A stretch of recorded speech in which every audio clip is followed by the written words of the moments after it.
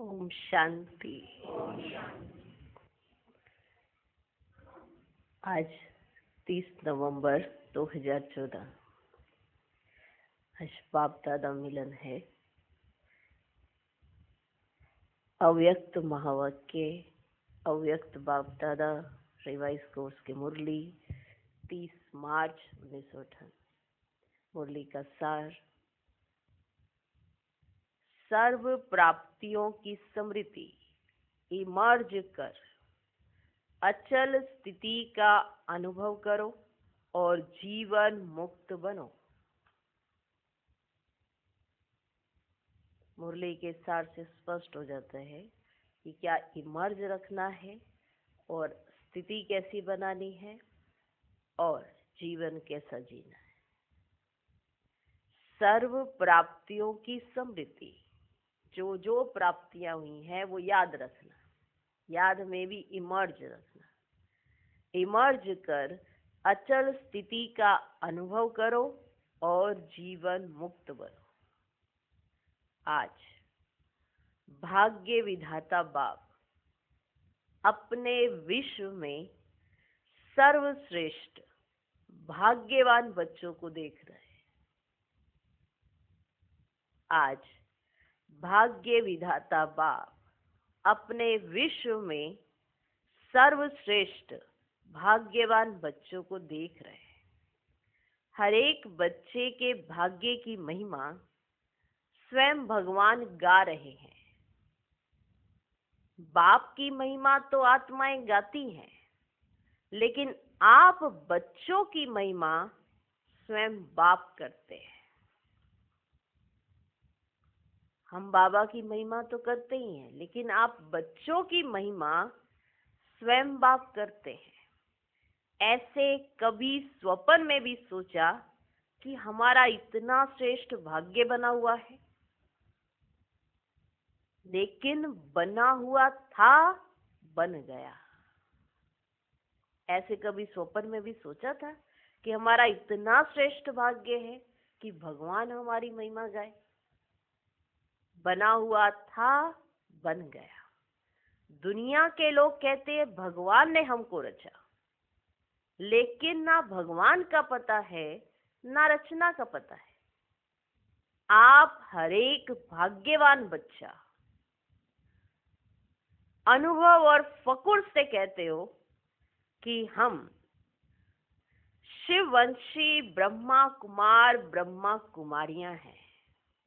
फकुर से कहते हो कि हम शिववंशी ब्रह्मा कुमार ब्रह्मा कुमारियां हैं। हमको मालूम है कि हमें बाप दादा ने कैसे रचा।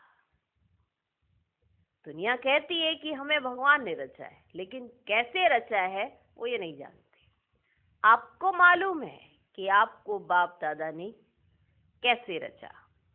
चाहे छोटा बच्चा है, चाहे बुजुर्ग पांडव है, शक्तियां हैं, किसी से भी पूछेंगे आपका बाप कौन है तो क्या कहेंगे?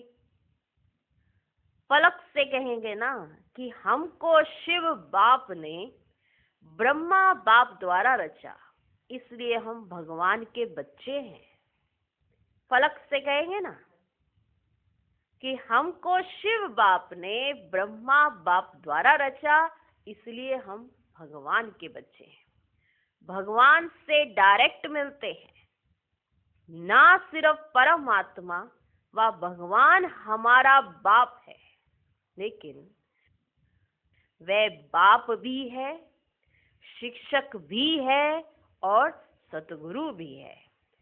सबको यह नशा है यह नशा कि भगवान आपका क्या है?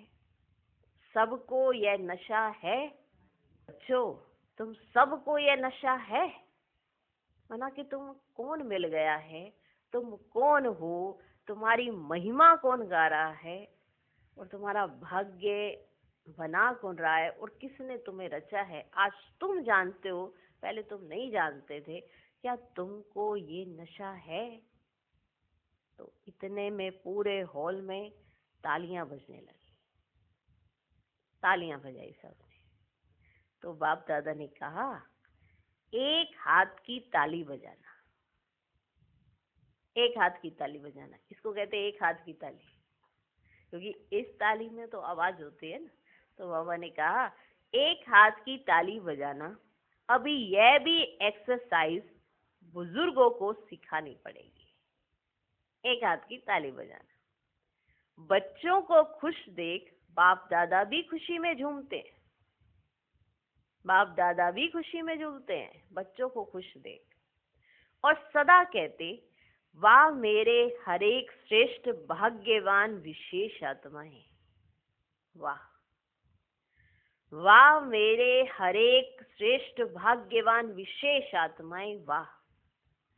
बाप के रूप में परमात्म पालना का अनुभव कर रहे हो। बाप के रूप में परमात्म पालना का अनुभव कर रहे हो। ये परमात्म पालना सारे कल्प में, सिर्फ इस ब्राह्मण जन्म में आप बच्चों को प्राप्त होती है। सारे कल्प में सिर्फ इस ब्राह्मण जन्म में आप बच्चों को प्राप्त होती है। जिस परमात्म पालना में आत्मा को सर्व प्राप्ति स्वरूप का अनुभव होता है, इस परमात्म पालना में आत्मा को सर्व प्राप्ति स्वरूप का अनुभव होता है। माना उसको महसूस आती है कि मुझे सब कुछ मिल गया। परमात्म प्यार सर्व संबंधों का अनुभव कराता है। परमात्म प्यार सर्व संबंधों का अनुभव कराता है। परमात्म प्यार अपने देह भान को भी भुला देता। परमात्म प्यार अपने देह भान को भी भुला देता, साथ साथ अनेक स्वार्थ के प्यार को भी भुला देता है।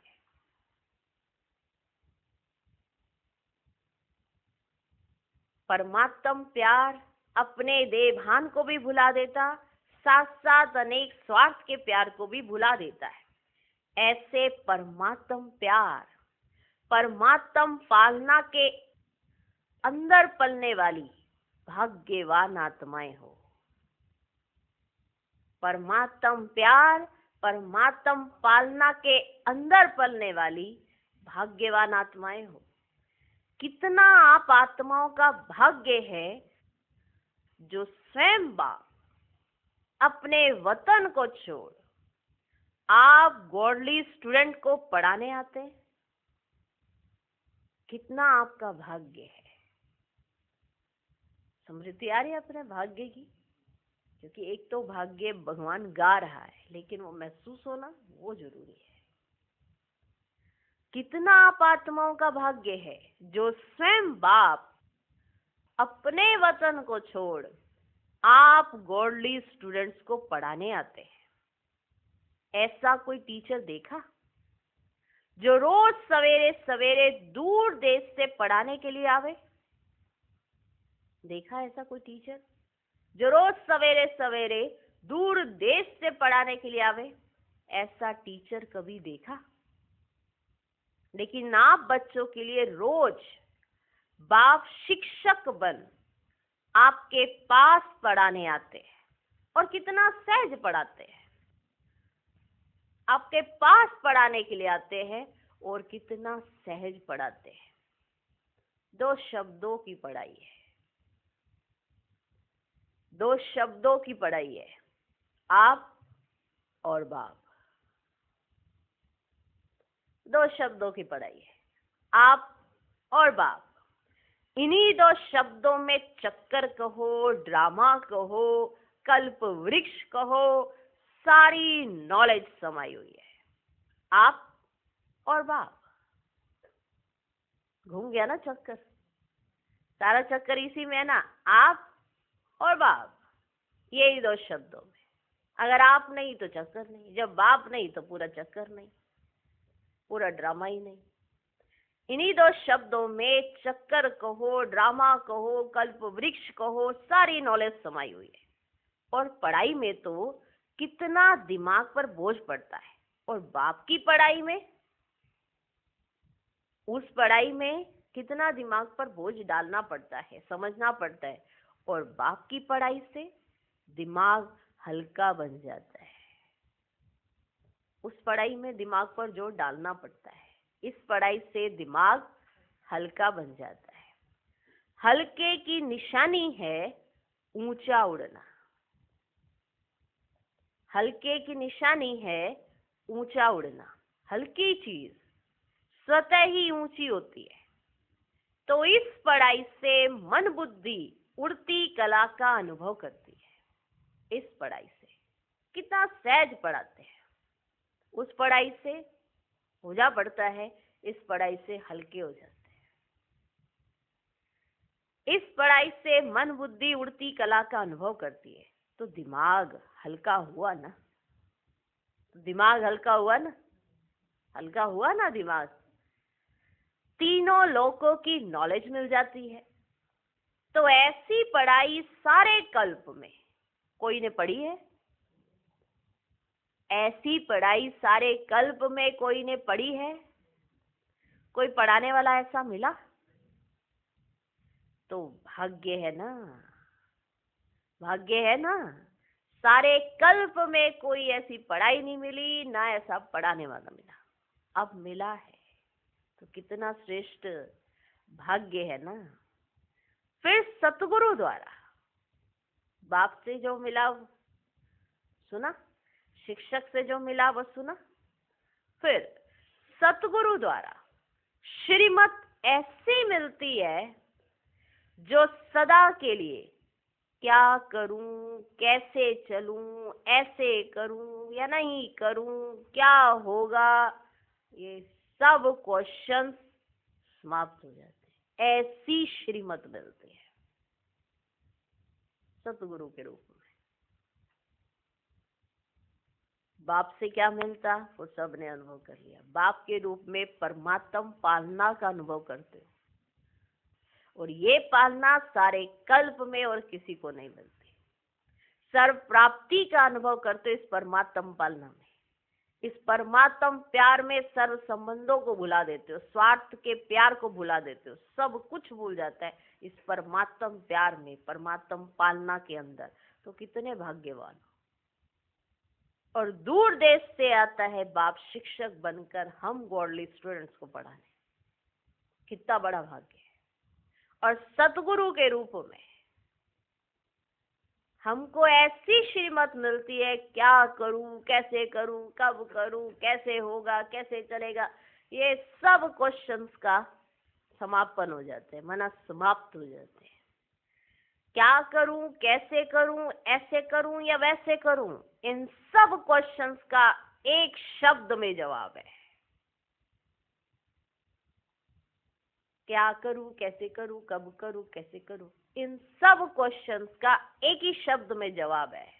सतगुरु के रूप में एक ही शब्द में जवाब मिलता है। वो जवाब है फॉलो फादर।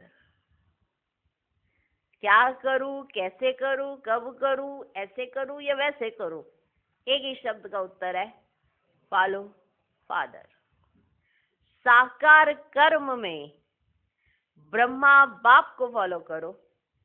जब साकार कर्म की बात आती है तो ब्रह्मा बाप को फॉलो करो। निराकारी स्थिति में अशरीरी बनने में शिव बाप को फॉलो करो।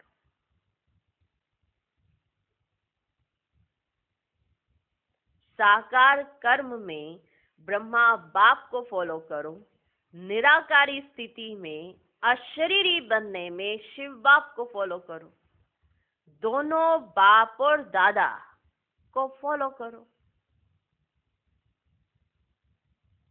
कर्म में ब्रह्मा बाप को, निराकारी स्थिति में अशरीरी बनने में शिव बाप को फॉलो करो। दोनों बाप और दादा को फॉलो करो। अर्थात क्वेश्चन मार्क समाप्त होना व श्रीमत पर चलना। मुश्किल है या मुश्किल है? क्वेश्चन मार्क समाप्त, श्रीमत पर चलो, फॉलो फादर। मुश्किल है? पूछने की आवश्यकता पड़ती है क्या? पूछने की आवश्यकता पड़ती है क्या?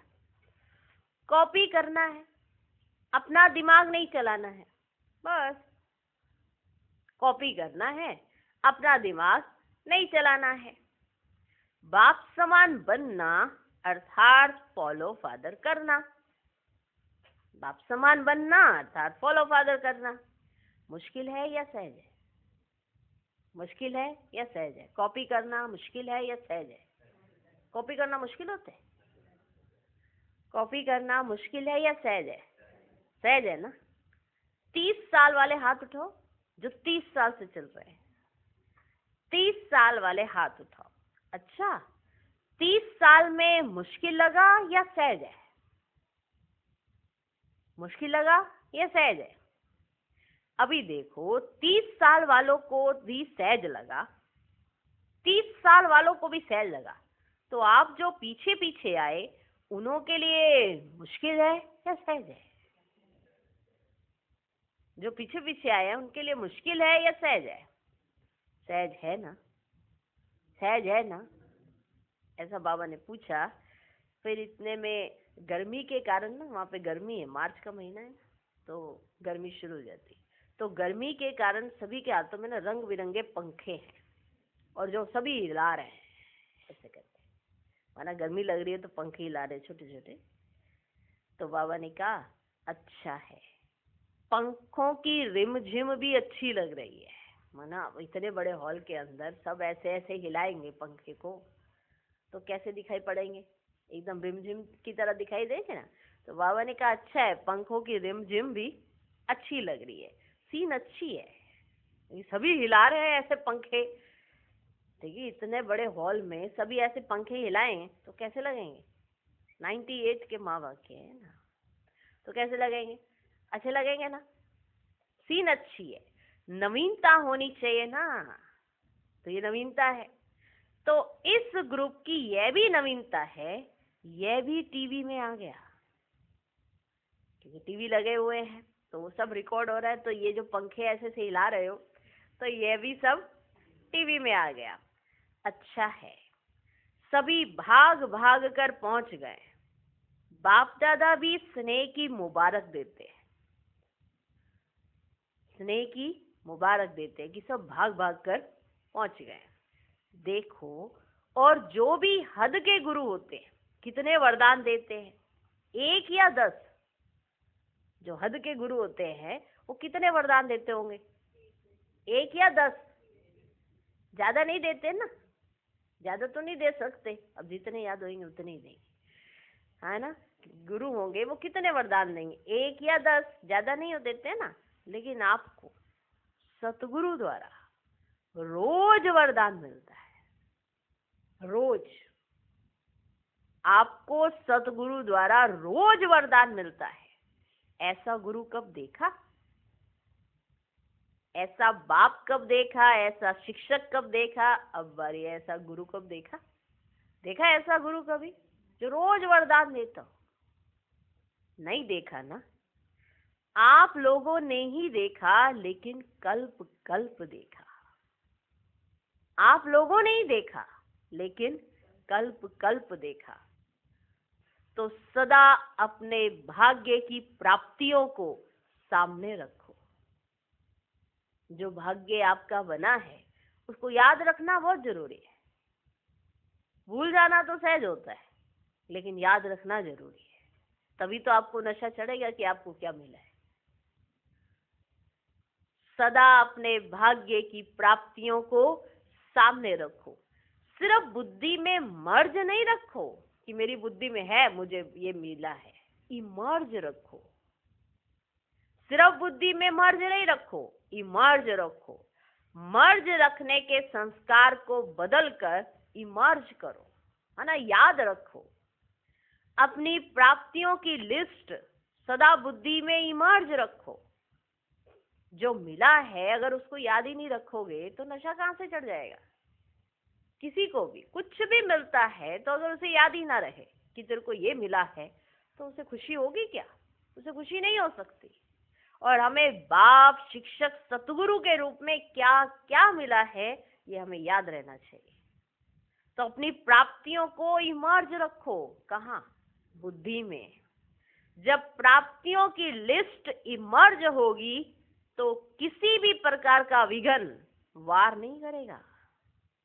अगर प्राप्तियों की लिस्ट इमर्ज होगी तो किसी भी प्रकार का विघ्न, कोई भी प्रकार का विघ्न हो, वो वार नहीं करेगा, वह मर्ज हो जाएगा और प्राप्तियां इमर्ज रूप में होंगी।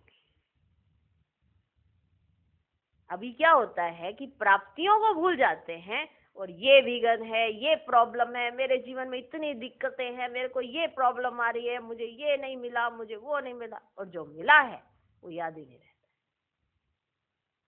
जो जैसा गायन करे, जिसको प्राप्तियों का गायन करने की आदत है तो वो सदा खुश रहता है, संतुष्ट रहता है, प्रसन्न रहता है।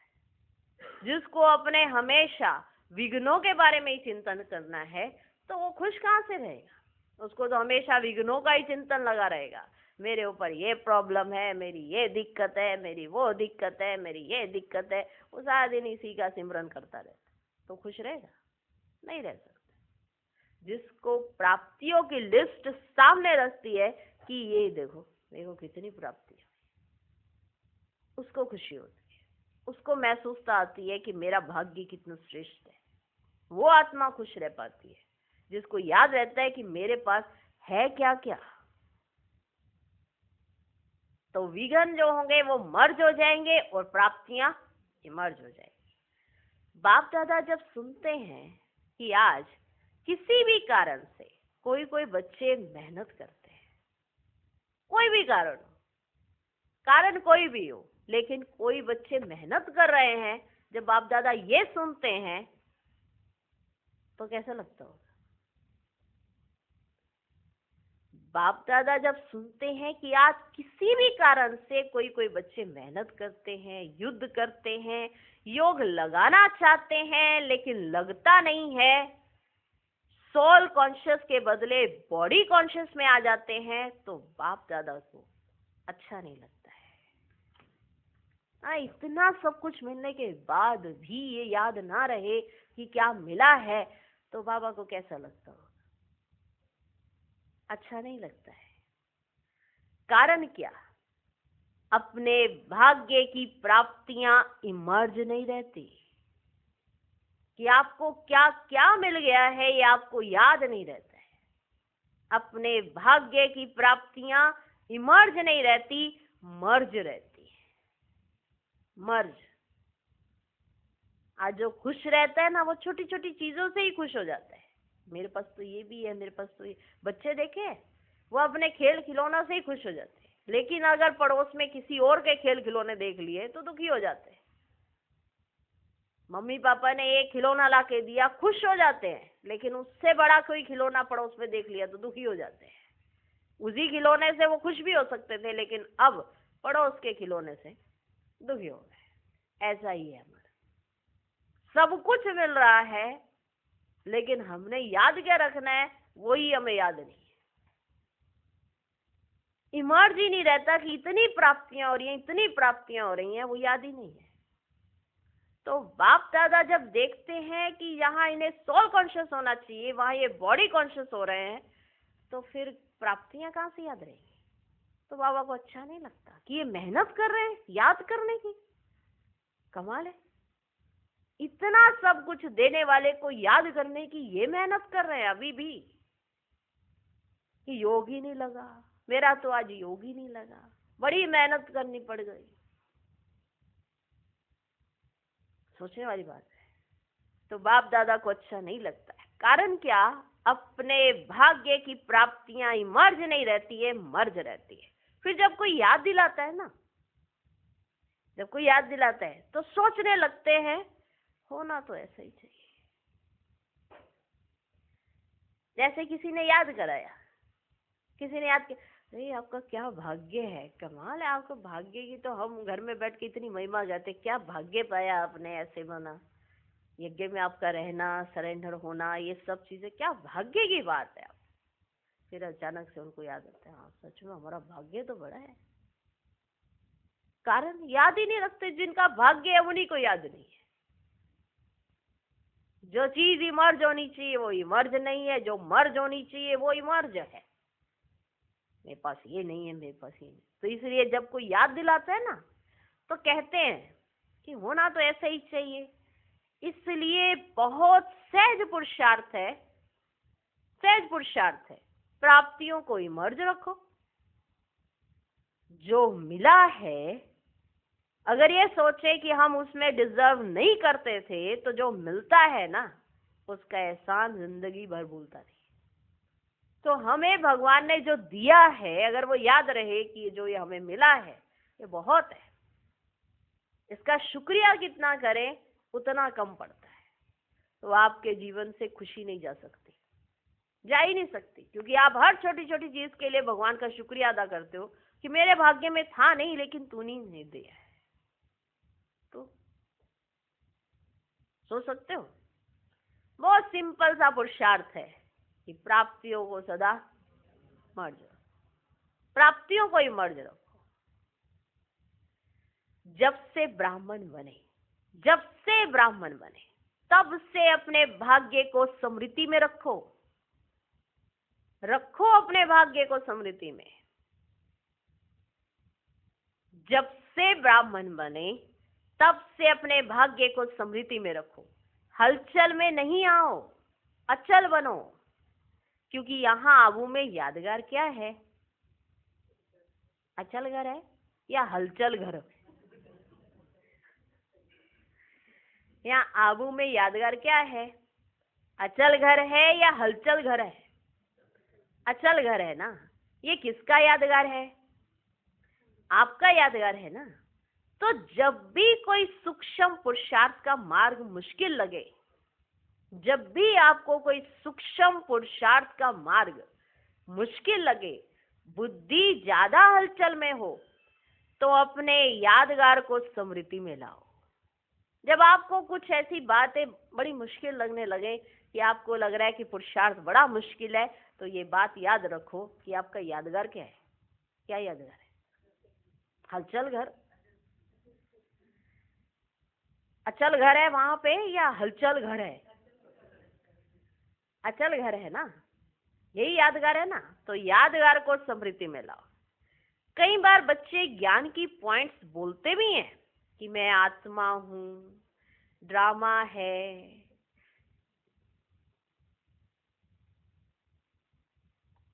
कई बार बच्चे ज्ञान की जो पॉइंट्स होती है ना अंदर दोहराते, मैं आत्मा हूं, ये एक ड्रामा है, ये तो विघन है, ये तो साइड सीन है,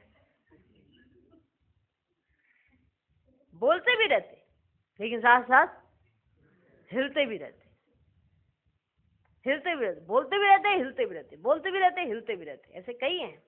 कई बच्चे ज्ञान की पॉइंट्स बोलते भी हैं कि मैं आत्मा हूँ, ड्रामा है, ये तो विघन है, ये तो साइड सीन है, बोलते भी रहते लेकिन हिलते भी रहते, हिलते हिलते बोलते रहते, हिलते हिलते बोलते रहते।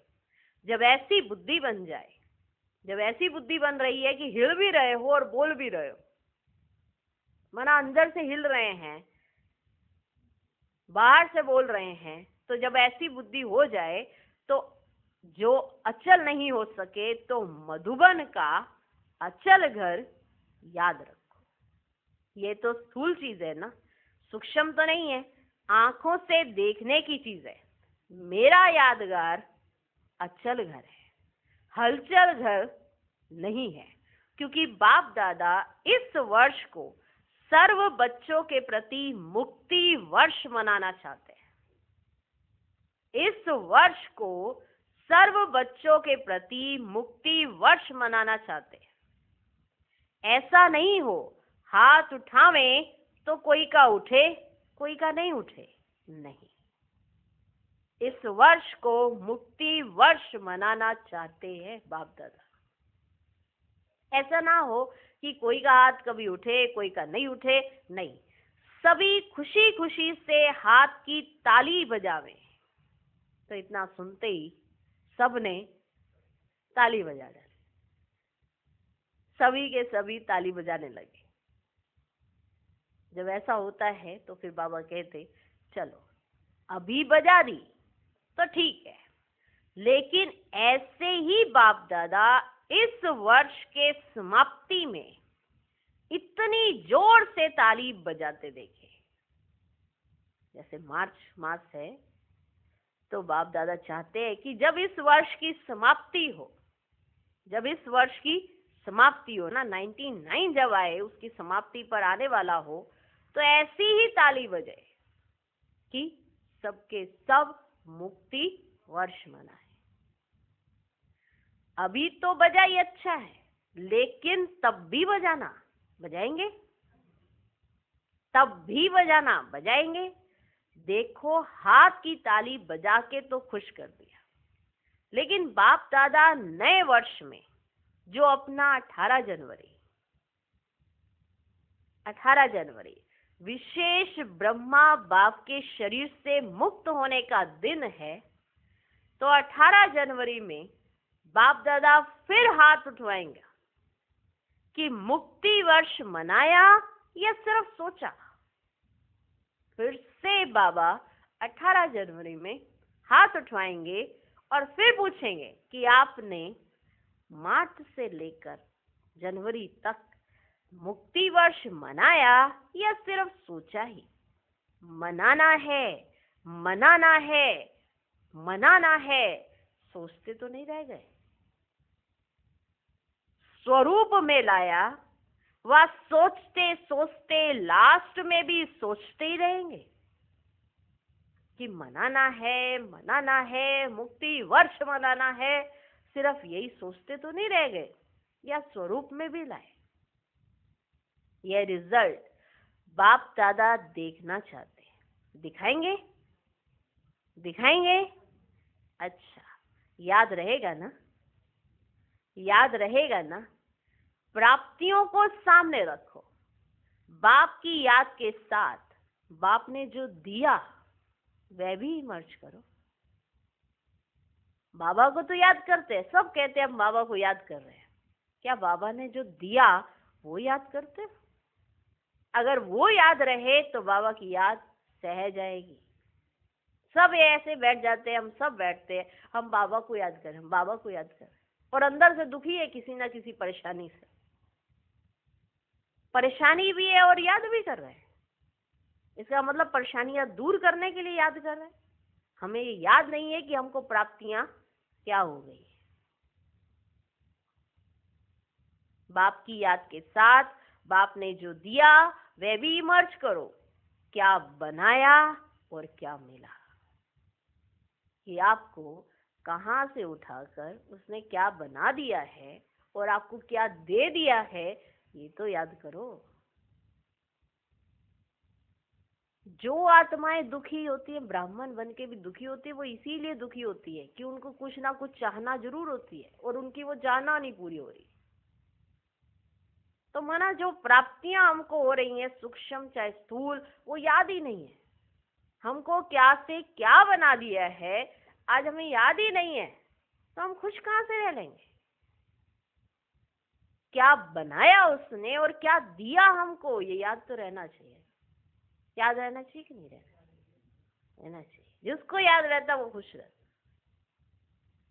बाप की याद के साथ बाप ने जो दिया वह भी मर्ज करो, क्या बनाया और क्या मिला। बाप दादा इस वर्ष के बाद हर बच्चे को जीवन मुक्त स्थिति में देखेंगे। जीवन मुक्त स्थिति, किसी चीज का कोई बंधन नहीं। तो बाप दादा इस वर्ष के बाद हर बच्चे को जीवन मुक्त स्थिति में देखेंगे। भविष्य में जीवन मुक्त होंगे, लेकिन संस्कार जीवन मुक्त के अभी से ही मर्ज करना है। और निरंतर कर्म योगी, निरंतर सहज योगी, निरंतर मुक्त आत्मा के संस्कार अभी से अनुभव में लाओ। जीवन मुक्त स्थिति अभी चाहिए, अभी चाहिए, क्योंकि वो संस्कार अभी चाहिए। जीवन मुक्ति जीवन तो वो सतयुग में होगा ही होगा, लेकिन संस्कार अभी चाहिए। निरंतर कर्म योगी, निरंतर सहज योगी, निरंतर मुक्त आत्मा के संस्कार अभी से अनुभव में लाओ। क्यों? क्यों? क्यों? बाप दादा ने पहले भी इशारा दिया है कि समय का परिवर्तन आप विश्व परिवर्तक आत्माओं के लिए इंतजार कर रहा है। समय का परिवर्तन आप विश्व परिवर्तक आत्माओं के लिए इंतजार कर रहा है। प्रकृति आप प्रकृति पति आत्माओं का विजय का हार लेकर आह्वान कर रही है। समय विजय का घंटा बजाने के लिए आप भविष्य राज्य अधिकारी आत्माओं को देख रहे हैं कि कब घंटा बजाएं, कब घंटा बजाएं। भक्त आत्माएं वह दिन सदा याद कर रही हैं कि कब हमारे पूज्य देव आत्माएं हमारे ऊपर प्रसन्न हो, हमें मुक्ति का वरदान देंगी। ये सब इंतजार हो रहा है। वो इंतजार कर रही हैं कि कब घंटा बजाएं, कब हमारे पूज्य हमारे पर प्रसन्न होंगे, कब हमें मुक्ति का वरदान देंगे। दुखी आत्माएं पुकार रही हैं कि कब दुख हरता सुख करता आत्माएं प्रत्यक्ष होंगी। वो पुकार रही हैं। समय का परिवर्तन विश्व परिवर्तक आत्माओं का इंतजार कर रहा है। दुखी आत्माएं पुकार रही हैं कि कब दुख हरता सुख करता आत्माएं प्रत्यक्ष होंगी। इसलिए यह सब आपके लिए इंतजार व आह्वान कर रहे हैं। इसलिए हे रहमदिल विश्व कल्याणकारी आत्माएं, अभी उन्हों के इंतजार को समाप्त करो। इसलिए हे रहमदिल विश्व कल्याणकारी आत्माएं, अभी उन्हों के इंतजार को समाप्त करो। आपके लिए सब रुके हैं। आपके लिए सब रुके हैं। आप सब मुक्त हो जाओ तो सर्व आत्माएं प्रकृति भक्त मुक्त हो जाए। पहले आप मुक्त हो जाओ, पहले आप, फिर सर्व आत्माएं प्रकृति और सब भक्त मुक्त हो जाए। तो मुक्त बनो, मुक्ति का दान देने वाले मास्टर दाता बनो। अभी विश्व परिवर्तन की जिम्मेवारी के ताजधारी आत्माएं बनो। कितनी बड़ी रिस्पॉन्सिबिलिटी है। और हम किन झमेलों में जा रहे हैं, किन बातों के चक्कर में फंस रहे हैं। अभी विश्व परिवर्तन की जिम्मेवारी के ताजधारी आत्माएं बनो। जिम्मेवार होना, बाप के साथ मददगार हो। क्या आपको रहम नहीं आता? क्या आपको रहम नहीं आता?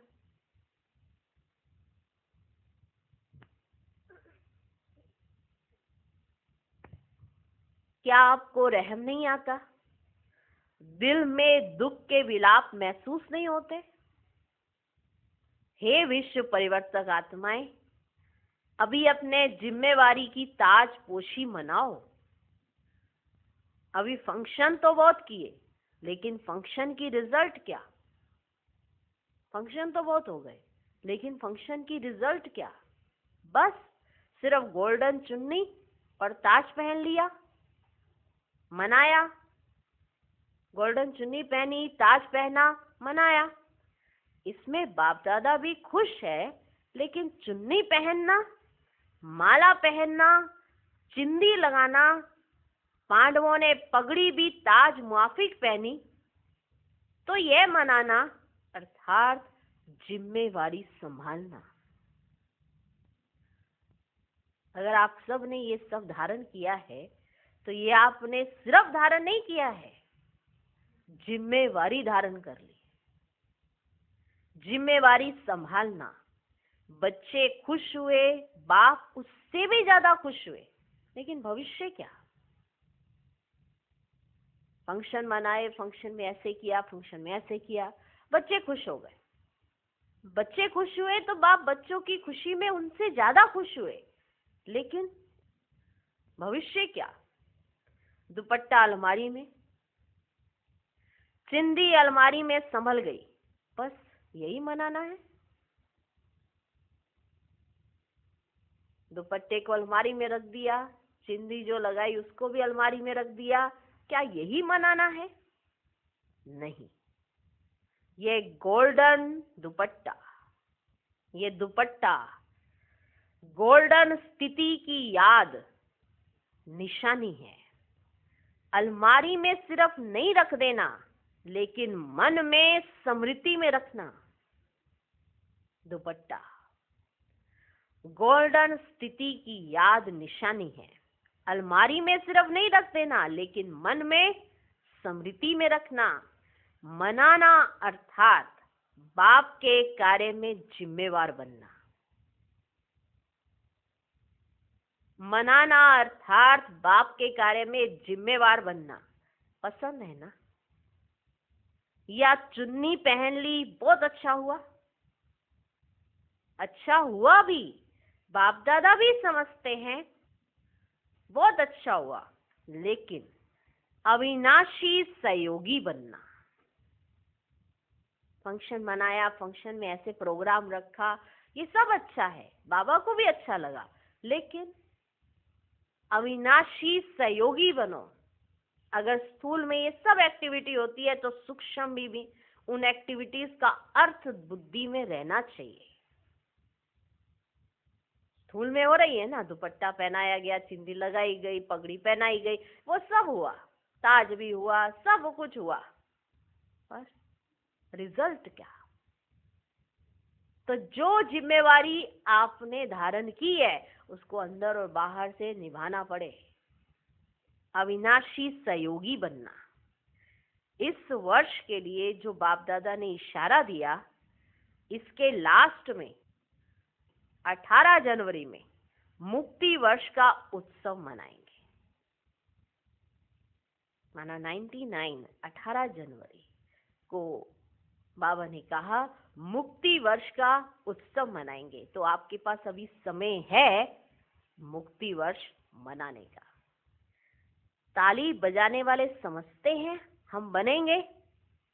जिन्होंने भी ताली बजाई, क्योंकि ताली एक बजाता है तो सब के सब बजाते, ताली बजाने का सबको शौक होता है। तो बाबा ने कहा ताली बजाने वाले समझते हम बनेंगे। फिर ये नहीं कहना कि बाबा बनना तो चाहते थे लेकिन क्या करें, यह हो गया, वह हो गया। ऐसी बातों से भी मुक्ति बनना ही है, बनना ही है। इस भाषा में आओ, क्या करे नहीं, इस भाषा की भी मुक्ति क्या करे। समझे? तो बाबा ने पूछ ही लिया कि जिन्होंने भी ताली बजाई क्या वो समझते हैं कि हम बनेंगे। फिर यह नहीं कहना कि बाबा बनना तो चाहते थे लेकिन क्या करे, यह हो गया, वह हो गया। ऐसी बातों से भी मुक्ति बनना ही है, क्या करे नहीं, इस भाषा से भी मुक्ति होना ही है, बनना ही है, कुछ भी हो जाए होना ही है, बनना ही है, कुछ भी हो जाए।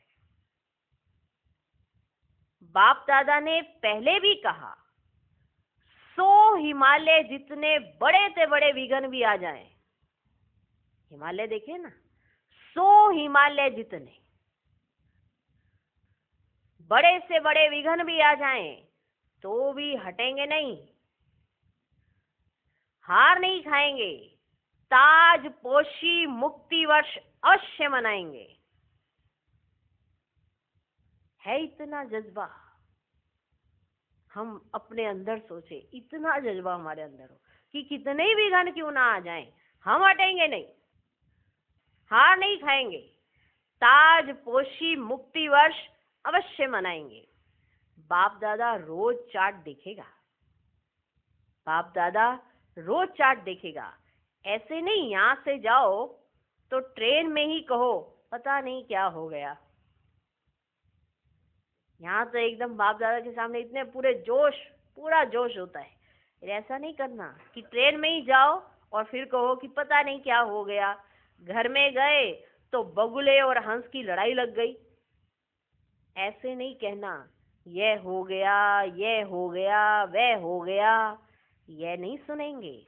आपके पत्र वेस्ट पेपर बॉक्स में डालेंगे, सुनेंगे नहीं।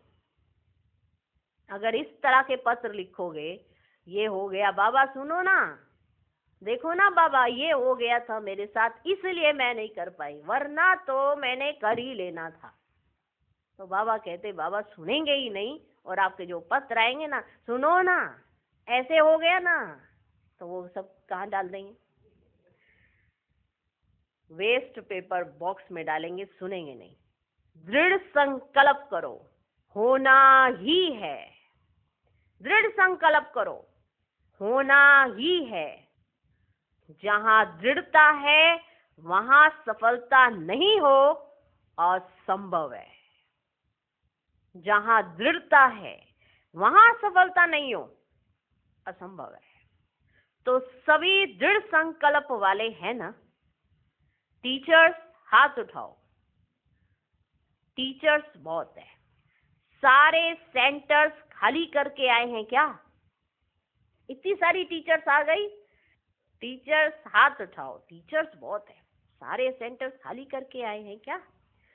अच्छा, अभी अगर आप सभी को अचानक डायरेक्शन मिले, अचानक डायरेक्शन मिले कि अभी अभी अशरीरी बन जाओ, तो बन सकते हो। अभी अभी अशरीरी बन जाओ तो बन सकते हो। कि हलचल होगी, क्यों? कि हलचल होगी क्यों? लास्ट समय का यही अभ्यास पास विद ऑनर बनाएगा। कि अभी अभी ऑर्डर मिले कि अशरीरी हो जाओ, यही डायरेक्शन मिला। अभी अगर आप सभी को अचानक डायरेक्शन मिले कि अभी अभी अशरीरी बन जाओ, तो बन सकते हो। कि हलचल होगी, क्यों? लास्ट समय का यही अभ्यास पास विद ओनर बनाएगा। तो अभी बाप दादा भी कहते हैं, 1 सेकंड में सब बातों को किनारे कर अशरीरी भव।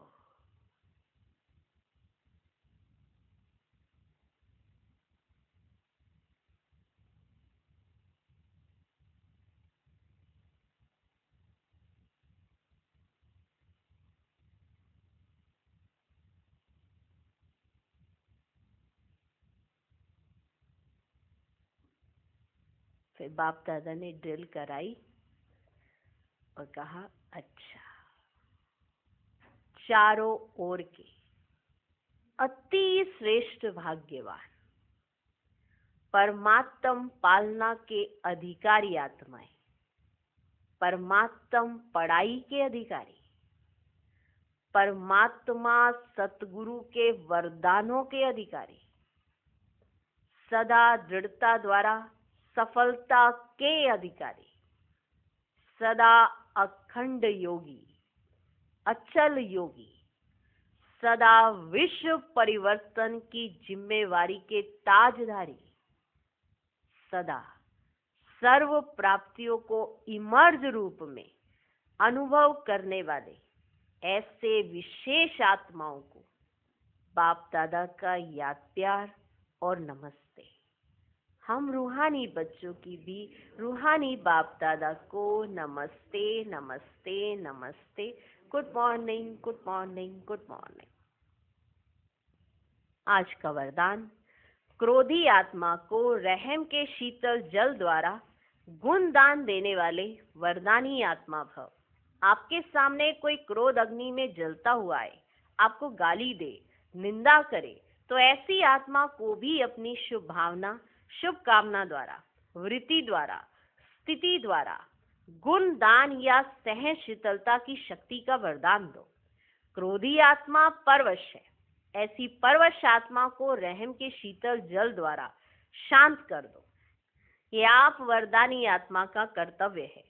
चैतन्य में जब आप में ऐसे संस्कार भरे हैं, तब तो जड़ चित्रों द्वारा भक्तों को वरदान मिलते हैं। आज का स्लोगन, याद द्वारा सर्व शक्तियों का खजाना अनुभव करने वाले ही शक्ति संपन्न बनते हैं। ओम शांति।